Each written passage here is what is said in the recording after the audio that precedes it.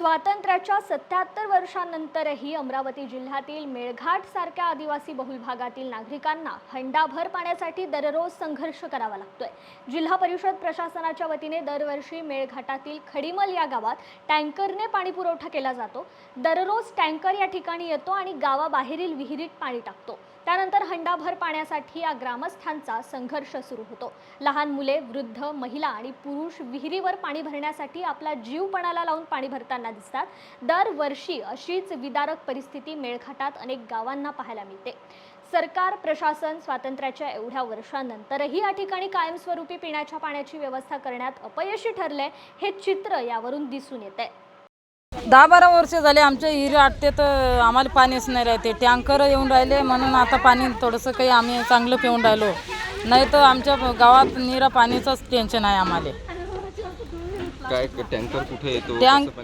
आता टँकरचं जरा चांगलं पाणी येऊन राहिलं, नाही तर पुढे ते हिरीचं पाणी निरा खराब पाणी राहते। त्याच्यात जंतू राहतात, पोट दुखते, हातपाय दुखतात, हे अशी बिमारी येते। साधारणतः तुम्ही इथे विहीर ही तुमच्या गावात 1 मीटर कान जरा लांबच आहे। काय सकाळपासून लहान पोरं देखील तुमच्या इथे सगळे लेकरं बाळ घेऊन येतो आम्ही पाण्याला, कधी पाणी सरल्यानंतर। आता हे टँकरचं पाणी आहे तर आम्हाला जरा टेन्शन जराची दूर झाले। दिवसभर पाण्यासाठी दिवसभर पाणीच भरतो आम्ही। मजुरी काहीच नाही आम्हाला, कायची मजुरी? पाणी सुधरू नाही देऊन राहिलं, कशी मजुरी आणू आम्ही?